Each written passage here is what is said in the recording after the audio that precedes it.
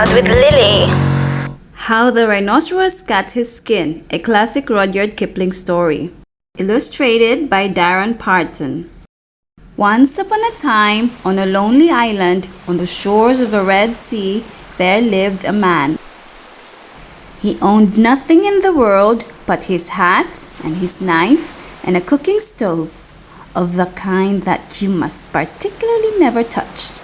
The man was very happy. He had nothing to worry him except one rhinoceros who lived in the very middle of the island. He had a horn on his nose and two piggy eyes. In those days, the rhinoceros's skin fitted him quite tight. There were no wrinkles in it anywhere. He had no manners then, and he has no manners now, and he never will have any manners. Humph! One day, the man took flour and water and currants and plums and sugar and other delicious things, and he made himself one big cake. It was 2 feet across and 3 feet thick.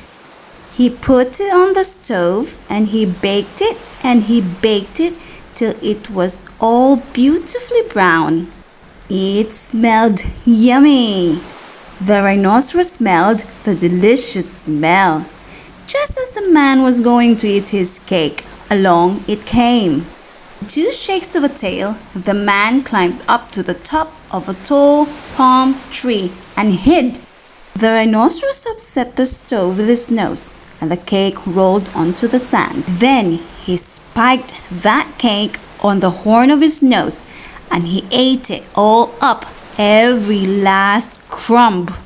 Then the rhinoceros went away waving his tail back to his home in the very middle of the island. The man came down from his palm tree and he cleaned up the mess. As he cleaned, he thought of a plan, and he sang to himself, "Them that takes cakes which the man bakes makes dreadful mistakes." A few weeks later, there was a heat wave in the Red Sea. It was so hot that everybody took off their clothes. The man even took off his hat. In those days, the rhinoceros's skin buttoned underneath with 3 buttons. The rhinoceros took off his skin to have a cooling swim in the sea. The rhinoceros did not say sorry to the man for eating his cake. He had no manners then, and he has no manners now, and he never will have any manners. Splash! He waddled straight into the water and blew bubbles through his nose, leaving his skin on the beach. But the man found the skin, and he smiled a big smile. Then he danced 3 times round the skin and rubbed his hands. The man filled his hat with crumbs. He had plenty because he never ate anything but cake, and he never swept out his camp. Then he took that skin and he shook that skin and he scrubbed that skin and he rubbed that skin.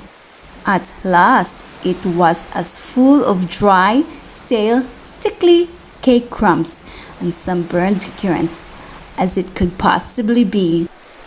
Then the man climbed to the top of his palm tree and waited.